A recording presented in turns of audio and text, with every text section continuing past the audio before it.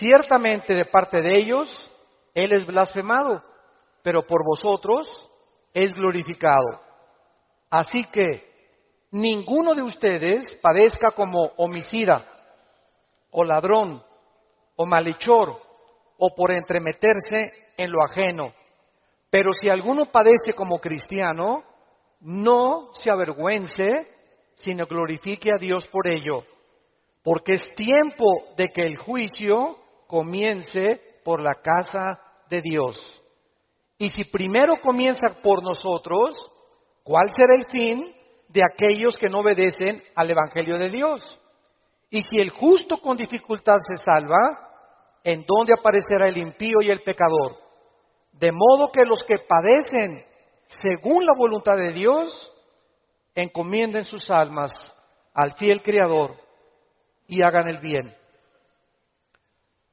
Muchos cristianos no han entendido lo que es la vida cristiana. Y uno de los ejemplos que la Biblia usa, o una analogía, para comparar qué es la iglesia, es el matrimonio. Y en el matrimonio, muchos de ustedes que también están recién casados, tenemos siempre ideas de las telenovelas, y fueron felices el príncipe y su amante, o su amiga, o su esposa, por los siglos de los siglos. Y viene la luna de miel, y se acaba la luna de miel. Y comienzas a descubrir, caray, ¿con quién me casé? O caray, yo no sabía, chiquita, que tenías ese genio. Y yo no sabía que eras tan flojo. Ni sabía que dejabas tus calcetines que huelen a queso manchego cuando te levantas de la cama. Y comenzamos en el matrimonio a salir de la burbuja y del mundo ficticio y fantasioso en el que creíamos que era casarse. Y no sabemos que el matrimonio es algo por lo cual toda la vida se tiene que luchar. Nunca habrá un matrimonio perfecto. Nunca habrá un hombre perfecto. Nunca habrá una mujer perfecta. Por eso el matrimonio es para dos discípulos de Cristo. Un hombre y una mujer que siguen a Dios, es como un triángulo. Y mientras más sigue el hombre a Dios, Dios está hasta arriba y la mujer también. Mientras más seguimos a Dios, más cerca estaremos el uno con el otro. Bueno, la iglesia es lo mismo. Hay cristianos que les han hablado, no, la iglesia cristiana es Disneylandia, Reino Aventura, todo peace and love. Nunca va a haber problemas, nunca va a haber fricciones. Y cuando entramos a alguna iglesia o en las iglesias a las que ustedes han asistido, van a encontrar, ¿verdad?, que la iglesia es una mezcla de cizaña con trigo. Que la iglesia es un cuerpo de creyentes mezclados con personas que han entrado del mundo y que entre nosotros necesitamos entender que va a haber fricciones, malos entendidos, contiendas, que doña Pachita ya le hicieron cara de hamburguesa y no quiere regresar. Que porque en esa iglesia, muchos me dicen, es que en esta iglesia o en aquella iglesia a donde yo iba, no había amor. Y el problema está en eso, que entramos a la iglesia creyendo que todo es maravilloso y que estamos en un ejército. Somos soldados en un campo de batalla, en un mundo ocupado por el enemigo, donde nosotros vamos de paso. Todo lo que construyamos, todo lo que invertamos en este mundo, se va a quedar. Y cuando este mundo sea destruido, lo único que va a sobrevivir son las almas. Son las almas. Y esta es la razón por la cual debemos vivir por las almas y poner como prioridad las almas que Jesucristo ganó en una cruz con su propia vida. Todos los cristianos vamos a experimentar pruebas. Vean ustedes aquí antes de Pedro se encuentra Santiago en el capítulo 1. Santiago era hermano de Jesucristo. Fue uno de los hermanos de Jesucristo, Santiago. Y él está escribiéndoles a los cristianos que comenzaron a ser perseguidos por el Imperio Romano. Y vean ustedes el consejo que Santiago comienza a delinear. Santiago 1, versículos 2 y 3. Hermanos míos, tengan por sumo gozo cuando se hallen en diversas pruebas, sabiendo que la prueba de vuestra fe produce paciencia. Sabemos entonces que todos nosotros vamos a ser examinados por Dios. Las pruebas, que son muchas, hay familiares pruebas en tu iglesia, en tu trabajo, con tus amistades, como matrimonio, con tus finanzas. Dios prueba el corazón. Y dice Santiago, no se sorprendan, no se maravillen de que de repente hay muchas pruebas.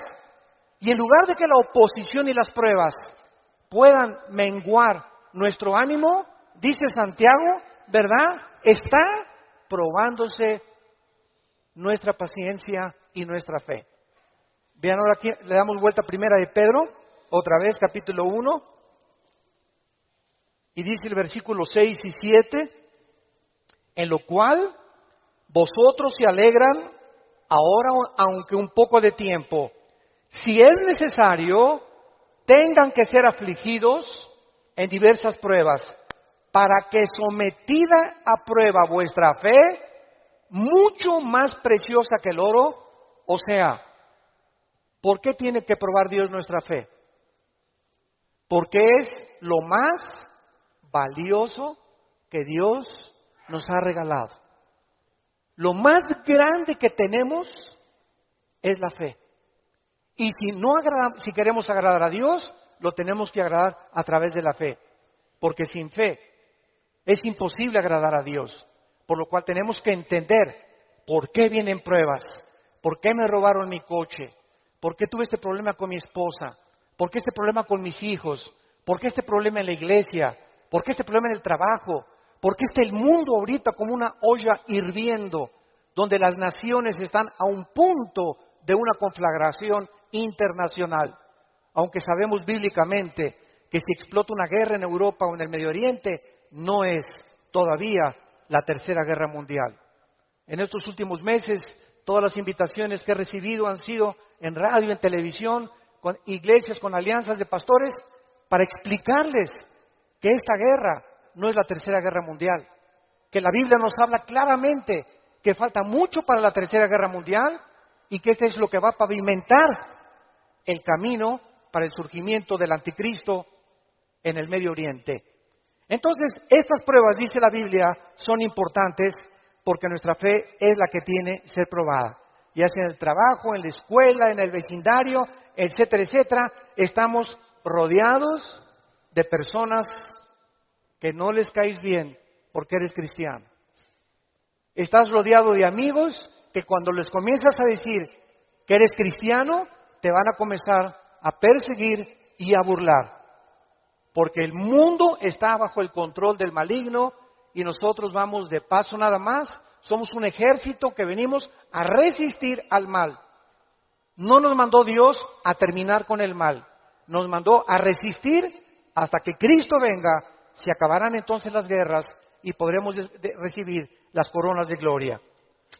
Ahora muy bien, en esta sección se nos advierte, en la de Primera de Pedro, acerca de otra prueba. Regresamos al capítulo 4, Primera de 4, versículo 12. Y esta prueba es especial, porque le llama el Espíritu Santo fuego de prueba. ¿Qué hace el fuego? ¿Qué hace el fuego? Purifica. El fuego purifica y saca el verdadero valor. Las pruebas que nos vienen a nosotros es precisamente cuando un maestro no te hace exámenes. ¿Cómo va a saber el maestro si tú estás calificado para pasar a la preparatoria? Forzosamente tenemos que ser examinados, ¿verdad? Con pruebas. Ahora tú te puedes preguntar, ¿qué Dios no sabe si voy a pasar o no voy a pasar la prueba? ¿Para qué nos hace pruebas Dios? Los maestros, yo entiendo que es para saber el coeficiente intelectual o la intelectualidad o el conocimiento que tienen los alumnos. Pero Dios, ¿por qué nos prueba? ¿Cuál es la respuesta? Dios sabe lo que hay en tu corazón. pero Él quiere que nosotros sepamos lo que hay en nuestro corazón. Que descubramos a través de las pruebas cuánta maldad hay dentro de nosotros. Cuántas cosas hay dentro de nosotros que necesitan ser quemadas todos los días. ¿Cuántas cosas hay dentro de nosotros? Porque aunque seamos cristianos, seguimos teniendo el potencial de ir en contra de las leyes de Dios.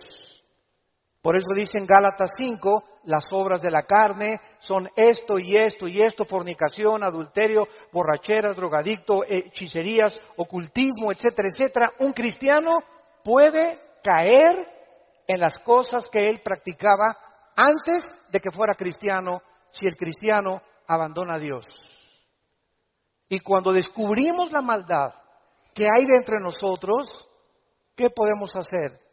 Gritar como Pablo en Romanos 7, miserable de mí, en mí no mora el bien que quiero hacer no lo hago, lo que no quiero hacer eso hago. Entonces encuentro que en mi mente me dice, no fumes, el cigarro te va a molar los dientes, la lengua, la faringe, el esófago, la tráquea, los pulmones, el corazón. ¿Y por qué sigo fumando? Veo otra ley. Mi mente me dice, estás mal, pero mi corazón me dice, hazlo. Y mi carne le gana a mi razonamiento. Y entonces Pablo dice, miserable de mí, y dichosos los que han descubierto esto. Oh Dios mío, ¿por qué volví otra vez a prender el canal de la pornografía? Yo no quería ver esa pornografía. ¿Por qué caí ayer con mis amigos y me emborraché la semana pasada? Soy cristiano, ¿por qué lo hice? ¿Por qué le grité a mi esposa como le debía haber gritado, no debía haberle gritado? ¿Por qué lo hice? Y qué mal nos sentimos cuando comenzamos a descubrir esa maldad. Y qué buen síntoma es que digas, ¿por qué lo hice? Eso muestra que tenemos al Espíritu Santo, que nos está redarguyendo, que nos está diciendo, esto que hiciste está mal. Antes lo hacías y no te importaba y te dormías ni pedías perdón.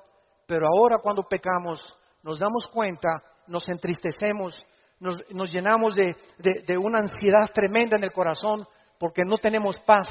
Es la paz que nos quita Dios hasta que vengamos a la cruz y le pidamos perdón y la sangre de Cristo nos limpia de todo pecado. Pero esta es la razón por la cual las pruebas Dios nos las manda, para que vayamos evaluándonos honesta, íntegra y sinceramente en qué nivel nos encontramos de espiritualidad. Vayamos a Santiago capítulo 1 otra vez con este versículo y vamos a ver algunas verdades prácticas antes de desarrollar el pasaje que acabamos de leer. Veamos algunas verdades prácticas de las pruebas. En primer lugar, las pruebas son algo común en la vida cristiana. Dice Santiago, cuando os halléis en diversas pruebas. En segundo lugar, estas pruebas, van a venir en diferentes categorías. De repente, estás tranquilo, eres deportista, tomas vitaminas, estás perfectamente sano y te vas a hacer unos exámenes de sangre y las radiografías y la biometría hemática de sangre te dice el médico, tiene usted cáncer, o tiene usted diabetes, o padece usted un problema, ¿verdad?, renal, etcétera, etcétera. En el momento que oímos esta noticia, toda nuestra vida cambia. En ese momento dices, ¿qué me está pasando? ¿Cómo me pudo suceder esto a mí? Fue una prueba de fuego. O de repente tu hijo cayó y chocó, o tu hija se mató, o tu esposo se murió, o se cayó tu casa, o se incendió tu coche. Nunca sabemos qué va a suceder el día de mañana.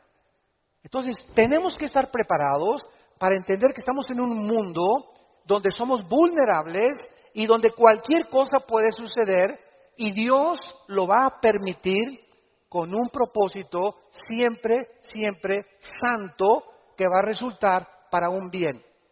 Cuando oigas de ese accidente, de esa enfermedad y de ese problema, no lo entendemos. ¿Qué está pasando en la iglesia? ¿O qué pasó en mi casa? ¿O qué pasó con el gobierno? ¿O un golpe de estado? No entendemos cuando explota una bomba. Hay mucho humo y no se puede entender qué es lo que está pasando. ¿Qué verdad? No hay verdad. ¿Será mentira? ¿Será melón? ¿Será sandía? Y no es hasta que el humo se va, pasa una semana o 2 semanas, cuando comienzas a ver y a entender. Si tú en esa prueba, escúchame muy bien, durante esa prueba que estás atravesando, no te sueltas, pase lo que pase en tu vida. Si tú no te sueltas de Cristo, no te imaginas cómo Dios te va a bendecir, te va a fortalecer y vas a madurar espiritualmente como no te imaginas. ¿Qué se probó cuando te dijeron que estabas enfermo? ¿Qué se probó cuando oíste que te robaron tu coche? ¿Qué se está probando cuando perdiste el trabajo? Se está probando nuestra fe. ¿Cuánto confiamos en Dios? Cuando se va tu esposa o te abandona su esposo, ¿qué vas a hacer? ¿Te vas a recurrir a las drogas? ¿Te vas a emborrachar? ¿Vas a renegar contra Dios? ¿Para eso soy cristiano? ¿Me quitaron mi trabajo? ¿Por qué si yo diezmo regularmente me quitan mi coche? Dios, yo no lo entiendo. ¿Y por qué me corren de mi trabajo si sabes que tengo que mantener a mi familia? Dios está buscando que nosotros veamos nuestra reacción, porque nuestra reacción determina el nivel espiritual que tenemos de fe. Y es precisamente en esas pruebas, en esas reacciones, donde Dios sabe cómo vas a reaccionar. Vamos rápidamente a Génesis capítulo 22.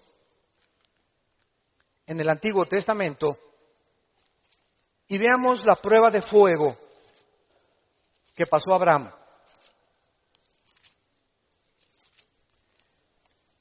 Abraham ya era un hombre maduro,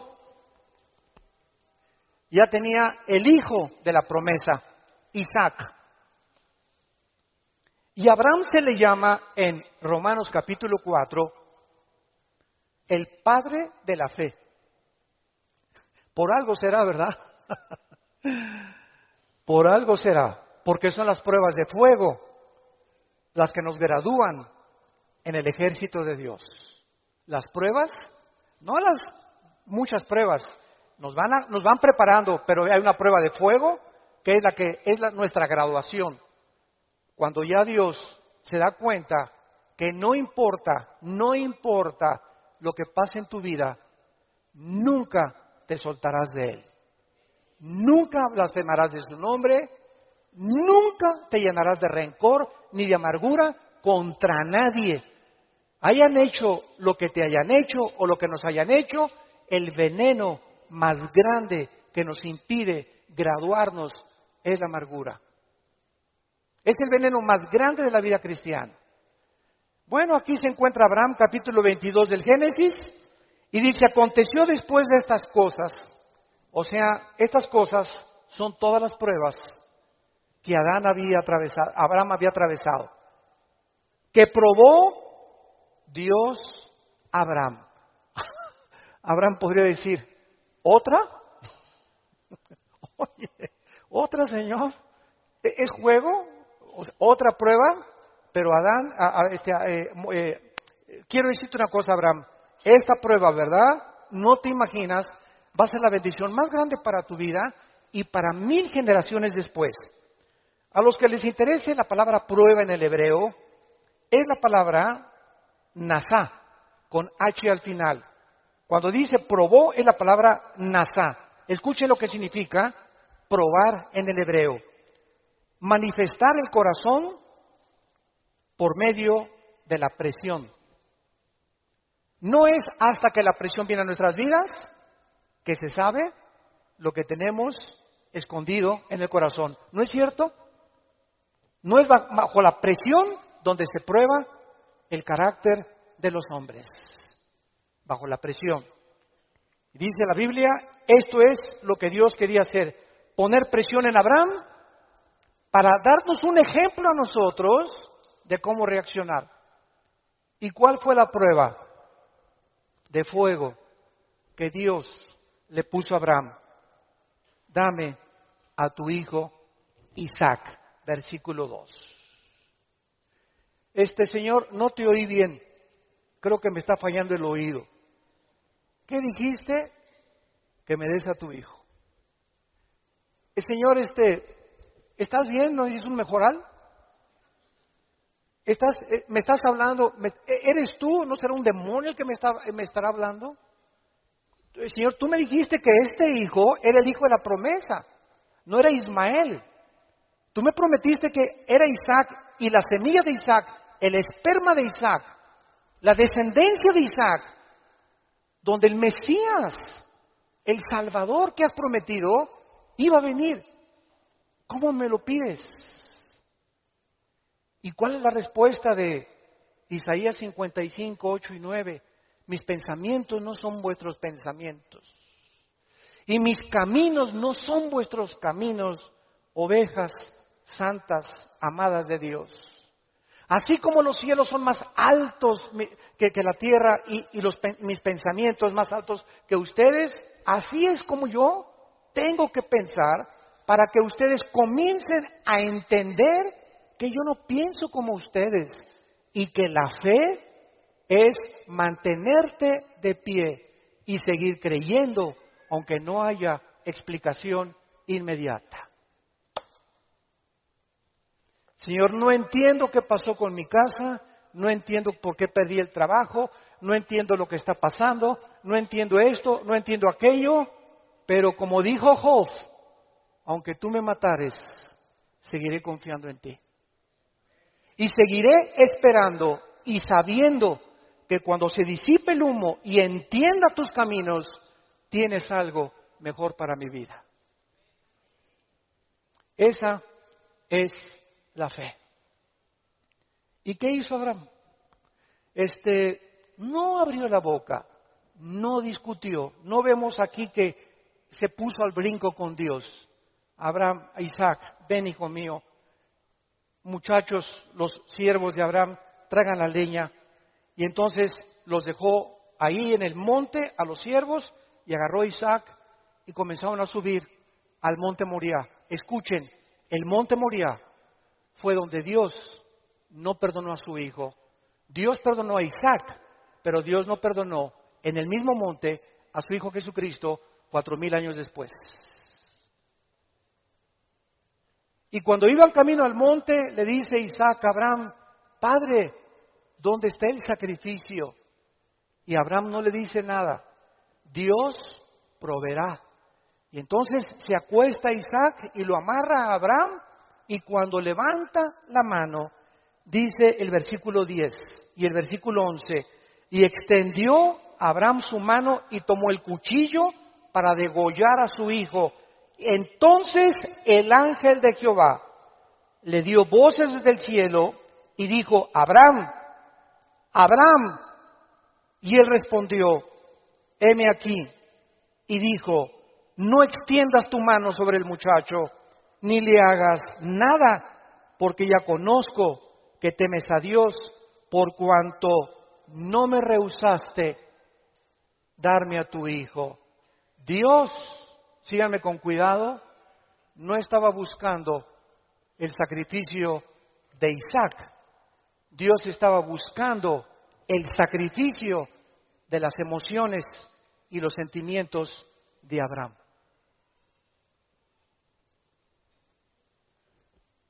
Abraham tenía que pasar la prueba de morir a sus emociones y a sus sentimientos y amar a Dios con todas sus fuerzas y con todo su corazón, escúchenme, más que a su hijo.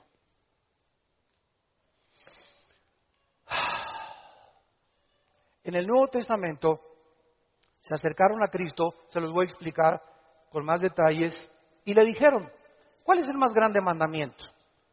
Y contestó Jesucristo, amarás a Dios con todo tu corazón, con todas tus fuerzas y con toda tu alma, y a tu prójimo como a ti mismo.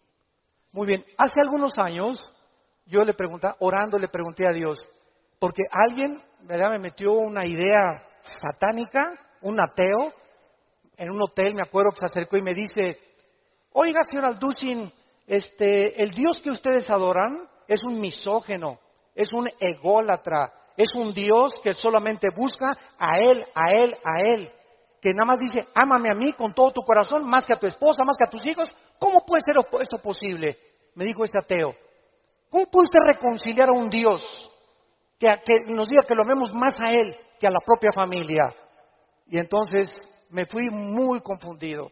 Me comenzó a dar vuelta, porque en ese momento me quedé así, ¿verdad? Le dije, ¿sabe una cosa? Voy a orar y le prometo que voy a buscar una respuesta de Dios. Nadie me había hecho nunca ese ataque a mi fe.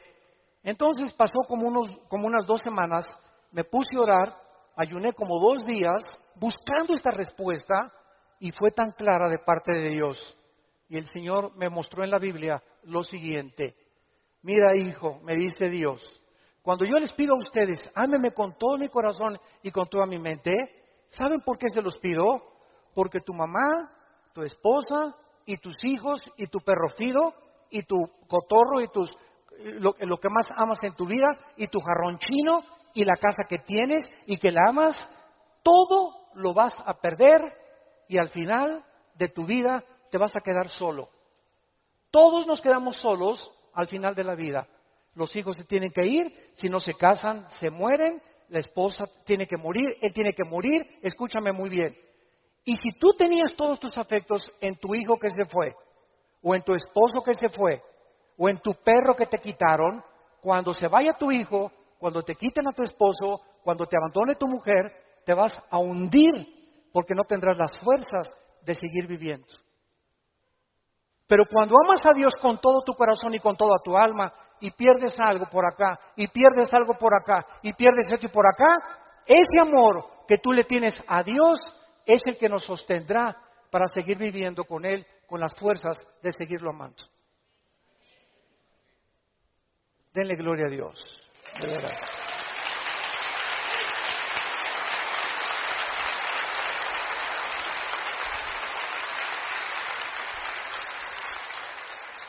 La fe es creer aunque no entendamos. Si Dios lo dijo, tiene una razón. Detrás de cada mandamiento de Dios se encuentra la sabiduría de Dios. Cuando Dios le dice a los jóvenes, no forniquen ni tengan relaciones sexuales antes de casarse, gritan los jóvenes y protestan los jóvenes. ¿Nos quieres quitar la felicidad? ¿Qué tiene? ¿Así nos vamos a conocer mejor antes de casarnos? Pero detrás de esa prohibición que Dios tiene es el inmenso amor que Él nos dio desde la cruz. Por amor te lo digo, jovencita, te dice Dios, por amor que te tengo, joven que me escuchas. Tú no te imaginas las consecuencias de la fornicación. Vas a los 18, 19 años a ver crecer tu pancita, te vas a tener que salir de la escuela, él va a resultar con que no te quiere. Es increíble que por no haber puesto ustedes freno en sus relaciones meses antes, hayan ustedes acabado en un pecado que se llama la fornicación. Dios es sabio y nos dice a los casados, no cometerás adulterio. Dice Salomón en Proverbios 6, versículo 32, el que comete adulterio es falto de entendimiento, corrompe su alma el que tal hace. El que comete adulterio echa a perder su matrimonio, sus hijos, los celos, la infidelidad, que tarda años en poder levantarse. ¿Y todo por qué? Por tu ego, por tu orgullo, por tu vanidad de querer irte con una muchacha más joven o con otro hombre sin tomar en cuenta a tu propia familia. Es el ego siempre el enemigo de nuestro Dios. Dios sabe por qué nos da las provisiones que nos da, porque nos ama y quiere lo mejor para nuestra vida. Y finalmente aquí en estas verdades prácticas en Santiago encontramos también, ¿verdad?, que las pruebas prueban la fe que tenemos y la fe nos muestra cuánto confiamos en Dios. Dice en el Salmo capítulo 11, versículo 1 y 2. En Jehová he confiado. ¿Cómo decís a mi alma que escape al monte cual ave? Porque aquí los malos tienden el arco, disponen sus saetas sobre la cuerda, para asaetear en oculto a los rectos de corazón. Si hubo un hombre perseguido calumniado, vituperado, despreciado entre los héroes de Dios, fue el rey David. A los 17, 18 años, lo ungen, Samuel, tú vas a ser rey de Israel. Ah, dice David, qué suave. Bueno, pasaron casi 12 años, vean esto, desde que lo ungen con sus hermanos, pasaron 12 años, hasta los 30 años de edad, 12 años de pruebas. El hombre que Dios había escogido para sentarlo en el trono de Israel, tenía que ser probado. Y tenía que ser probado en la amargura, en el rencor, en la confianza en Dios, en saber que no importa, aunque me rodee un ejército y aunque tenga las miles de amenazas, Dios es mi salvación, mi fortaleza y mi luz. ¿De quién temeré? Dice el Salmo 27. ¿De quién temeré? Es el temor dentro de nosotros lo que nos impide confiar en Dios. Ay, tengo temor que si me entrego a Dios me va a pasar esto. O tengo temor que si hago estas cosas me va a pasar aquello. Ese temor lo tienes que vencer.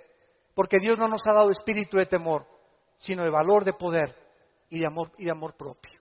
Entonces tenemos que entender que las pruebas forman parte de la vida cristiana. Regresamos a nuestro pasaje de 1 de Pedro y examinémoslo rápidamente. Dice nuestro pasaje, no se sorprendan, amados, del fuego de prueba que os ha sobrevenido, como si alguna cosa extraña aconteciera. Número 1,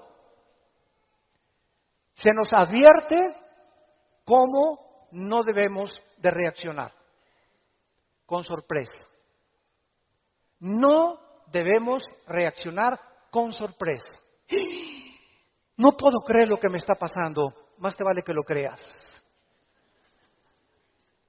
No puedo creer que mi noviecita me dijo que yo me parecía a John Travolta, hermano, y me dejó por otro y se fue. No lo puedo creer.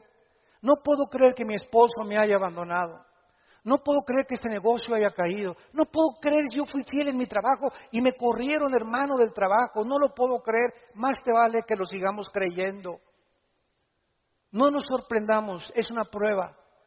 Cualquier cosa que afecte tu vida, tu estabilidad emocional o física, son pruebas. Entendámoslo. Dios es un Dios que nos tiene que probar. Y estas pruebas son para nuestro bien. Y vamos a descubrir en las pruebas que Él es real, que Él sana, que Él restituye, que Él vindica, que lo que la oruga y el saltón te robaron, Dios te lo va a devolver 10 veces más. Pero es esa fe la que Él está tratando de desarrollar en nuestras vidas, porque es mucho, mucho más preciosa que el oro. Dice en 1 de Pedro 5:10, mas el Dios de toda gracia, que nos llamó a su gloria eterna en Jesucristo, escuchen bien, santos de Dios, después que hayáis padecido, ¿cuánto tiempo? No toda la vida es la Inquisición por el amor de Dios. No toda la vida como llegó una hermana, ay, pastor, ¿qué le pasa a doña Chole? Pues sigo con pruebas. Hermana, tengo 5 años que la conozco y usted ya le ganó a Job. No me diga que en 5 años Dios no la ha dejado descansar. Ese no es el Dios que servimos. Dice claramente que las pruebas son temporales, de vez en cuando Él cree conveniente que la necesitamos atravesar. Después que hayáis padecido un poco de tiempo, vean ustedes el propósito, Él mismo os perfeccione, afirme, fortalezca y establezca después de las pruebas.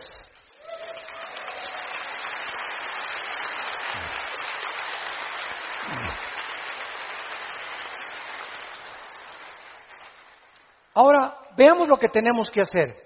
Primero de Pedro, en nuestro pasaje capítulo 4, versículo 13. Número 1, se nos manda que cuando te digan, te robaron tu coche, se fue tu esposo, se fue tu esposa, te pasó esto, te pasó aquello, te goces. Cualquier diría, ¿está usted loco? ¿Está usted loco? ¿Cómo me voy a gustar cuando me dijeron que tengo diabetes? ¿Cómo voy a gustar cuando me robaron la cartera, el cristalazo que me... Hermano, ¿no está viendo cómo estoy? Que tengo aquí un martillo para encontrar el que me rompió el carro. Le voy a dar un martillazo en la cabeza si me lo encuentro. O mi esposo, ¿verdad? Con la cara de cocodrilo. Qué bueno que se fue el cocodrilo y que se fue, ¿verdad? Ten mucho cuidado que tu reacción sea de gozo. Y les voy a explicar lo que se encuentra detrás. Cuando Job llegaron y le dijeron, quemaron tu rancho, tus camellos, tus ovejas, tus vacas y tus hijos. Y estoy seguro, por la clase de esposa que tenía, que si ella se lo hubieran llevado, hubiera estado más contento.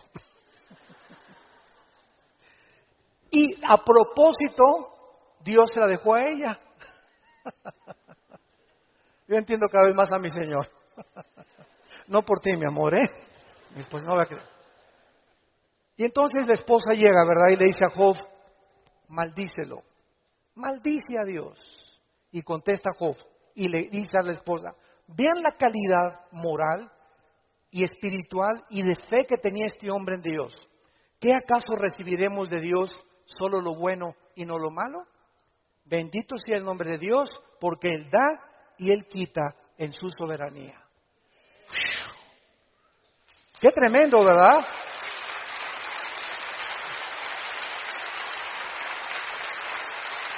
Qué tremendo. Entonces, en ese momento, cuando somos asaltados por dudas y malas noticias, en otras palabras, porque son malas noticias, en ese momento tengamos mucho cuidado de no permitirle a nuestro corazón que nos gobierne la lengua, porque de la abundancia del corazón habla la boca. Entonces, en lugar de preferir maldiciones o acusaciones, o eres tú Dios, o compartirlo con otras personas, híncate. Filipenses 4, 6 y 7. Híncate y dale a conocer a Dios, Señor, no entiendo lo que está pasando. No entiendo por qué me pasó esto. ¿Por qué esta enfermedad? Oh Dios, no entiendo, pero quiero seguir confiando en ti. Solo te pido que mientras esto pasa y no lo entiendas, me fortalezcas y me muestres la razón para que yo pueda seguir bendiciéndote y adorándote. Es el tiempo más difícil de nuestra vida cuando no entendemos lo que está pasando. Vamos rápido a 2 Corintios capítulo 12. 2 Corintios capítulo 12 y veamos lo que le pasó al apóstol Pablo y la forma como él reaccionó. 2 Corintios 12.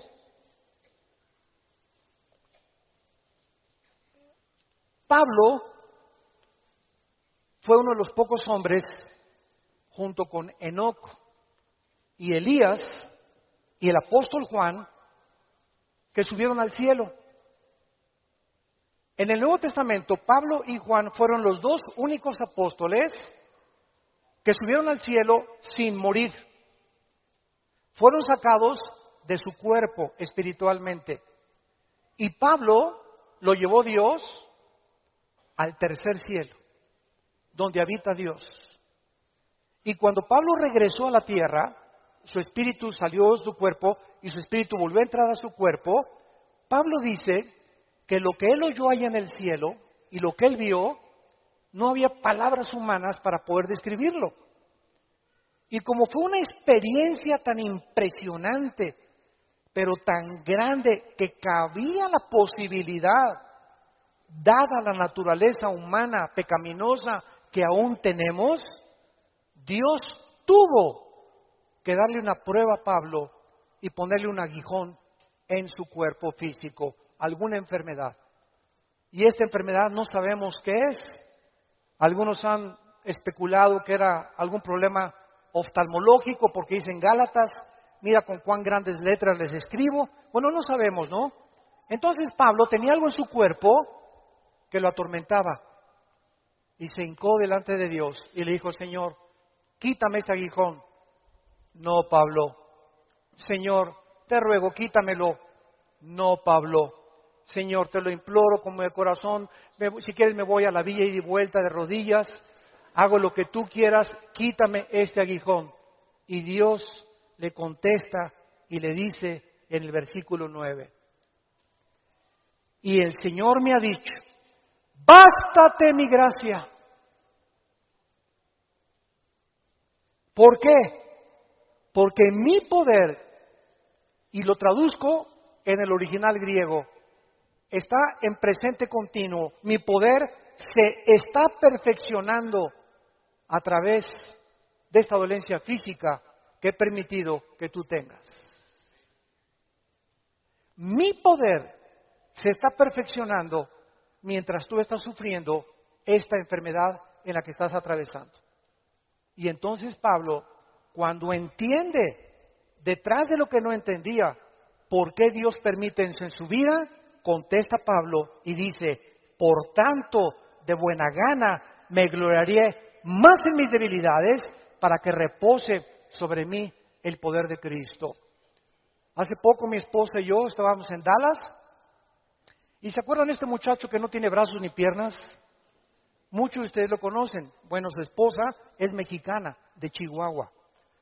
Y estuvimos ahí como una hora mi esposa y yo y nuestros 3 hijos compartiendo con ellos en una iglesia de Dallas y nos querían conocer también a nosotros, bueno, que también conocían nuestro ministerio, etcétera, etcétera. Y cuando yo me acerqué a abrazarlo, a este muchacho, ¿de dónde lo agarro? Nunca había tenido esa impresión, me quedé como paralizado, ¿qué hago, no? Y él me hacía así, bueno, pues entonces como un costal, ¿verdad? Lo agarré y lo hice así. Y me dice, levántame. Y le comencé a hacer así. Y entonces le pregunté y le dije, sinceramente, platicando con él, ¿por qué nos dijiste que quién era feliz? Y entonces, en la reunión que él tuvo, le preguntó a la gente, ¿quién de ustedes es feliz? Y muchos que estaban, yo sí o no. Y me dice, yo les quiero contestar algo. Dios permitió que naciera sin brazos y sin piernas para que yo fuera un testimonio que la felicidad no se encuentra en estar completo, sino en tener el poder de Dios viviendo en tu vida.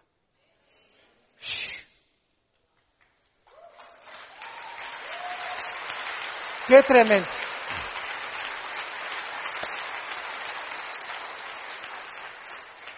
Mi esposa y yo nos bañamos de lágrimas.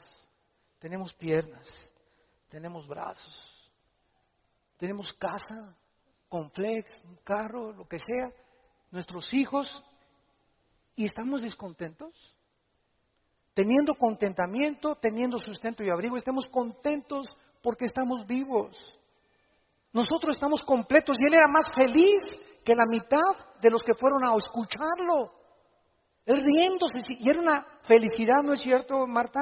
Un gozo sincero. Él no estaba fingiendo, él estaba lleno del poder de Dios. Y transmitía en sus ojos esa paz, ese contentamiento, esa aceptación. Él dijo que a los 12 años se quiso suicidar porque todavía no había aceptado a Cristo. Y se metió y dice, ¿cómo me suicido? ¿Con qué? Ni modo que agarre una pistola y le haga así, ¿verdad? Se metió a la tina del baño y con la boca abrió la llave y se quería morir ahogado. Y cuando estaba el agua subiendo, muchos de ustedes que ya no oído su testimonio, yo lo traigo grabado en mi iPhone, dice que en ese momento dijo, si yo me quito la vida, nunca podré compensarles a mis padres y los haré culpables a mis padres porque siempre se lamentarán porque yo nací así y si hay un Dios, nunca conoceré el propósito por el cual permitió que yo naciera sin brazos y sin piernas. Y apagó la llave y le dijo, yo no entiendo, al año se convierte a Jesucristo. Y ha ganado millones de almas. Dios dicen que hay uno entre 15 o 20 millones de seres humanos que nacen así. A este muchacho Dios lo escogió Dios para dar un mensaje al mundo. La felicidad no está en el dinero, ni en tener salud, ni en tener casa, ni en tener vehículos, sino si tú tienes a Jesucristo y la paz de Él que sobrepasa todo entendimiento.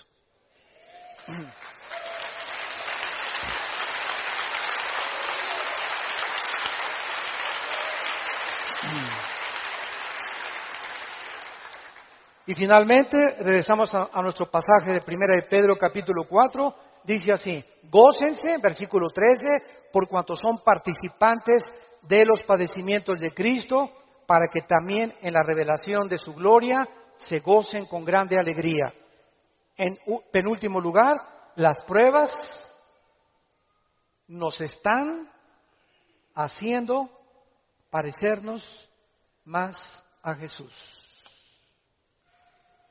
Porque es precisamente en las decepciones, en las desilusiones, en las traiciones, en la persecución, en el abandono de tu esposa, en la muerte, etcétera, etcétera, en todas estas cosas que forman parte de la vida, donde comenzamos a entender que no nos sorprendamos, estamos en un mundo muy feo, donde el pecado abunda. Este grupo de ISIS en el Medio Oriente ya no son seres humanos, son zombies, son monstruos, seres humanos deshumanizados completamente, sin ningún sentimiento, sin ninguna emoción, sin ningún corazón, ninguna conciencia.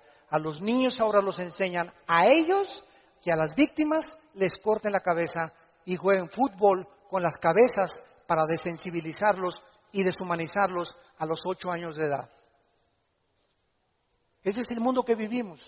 ¿Nos sorprende? No nos sorprende, porque la Biblia dice, 2 Timoteo 3, vendrán tiempos feroces, peligrosos, hombres amadores de sí mismos, donde no les importará absolutamente nada más que su ego y su propia vanidad. Y el imperio y el espíritu de control, todo espíritu que quiera controlar y dominar a los demás, es un espíritu de brujería. ¿Se acuerdan a Cristo antes de morir? Que llegan los hijos de Zebedeo con la mamá. Oye, cuando vengas, quiero que mi hijo Pancho y Pancholín se sienten junto a ti. A este nómbralo ministro de Hacienda y procurador de la República. Y entonces Cristo, viendo que sus discípulos estaban a punto de morir crucificados, estaban buscando posiciones de liderazgo y de control y de autoridad. Y les dice Cristo, eso los reyes de la tierra, los gobernantes buscan estas cosas, dominar y controlar a los demás. Y esta es la razón de tantas dictaduras y tantos gobiernos estatistas y totalitarios, personas que quieren seguir gobernando y tener el control de las gentes, pero en ustedes no debe ser así. Y Cristo nos da el secreto, el que quiera ser grande de todos nosotros, lávele los pies a los demás. Sea siervo de los demás. No busques grandezas para ti, busca servir. Porque el más grande entre nosotros siempre será el que siga las pisadas de su maestro. Gracias por tu palabra, Señor, en esta mañana. Gracias, Señor, porque si somos vituperados en el nombre de Cristo, somos bienaventurados. Vida, oh ladrón. O que las pruebas que tengamos sean por nuestros pecados. Pero si padecemos como cristianos, no nos avergoncemos. Glorifiquemos a Dios por ello. Encomendemos toda nuestra causa a Dios, porque Él es soberano. Nunca nos dejará y nunca nos desamparará. Bendecimos, Padre, a todos nuestros enemigos. Bendecimos a los que nos calumnian y contienden contra nosotros. Te damos las gracias por estas pruebas, porque está probando lo que hay en nuestro corazón. Si no perdonamos 70 veces 7, no hemos crecido en la gracia y el conocimiento de Jesucristo. Si hay alguna persona en esta mañana que aún no tiene a Jesús, que aún no tienes este corazón que Dios quiere que tú tengas, esta comprensión de la vida espiritual y de lo que es la iglesia y el cristianismo, ven a la cruz, entrégale tu vida diciéndole estas palabras, ahí con todo tu corazón. Señor mío y Dios mío, te pido perdón por mi vida, por mis pecados, por mi rebelión a mandamientos que antes no entendía. Ahora sé que tus pensamientos son inmensamente mucho más grandes que la forma como yo creo que tú debes de ser. Tú me creaste y me hiciste nacer con un propósito en la vida. Gracias por la salud que tengo en este momento, por el matrimonio que tengo, por los hijos que nos has dado, por el fruto que traigo en mi vientre. por la casa que tenemos, por todo lo que nos rodea, por el agua, por la luz, las montañas, los cambios de clima. Te bendigo, Señor, haberme puesto en este planeta donde te puedo conocer. Creo que en la cruz pagaste con tu sangre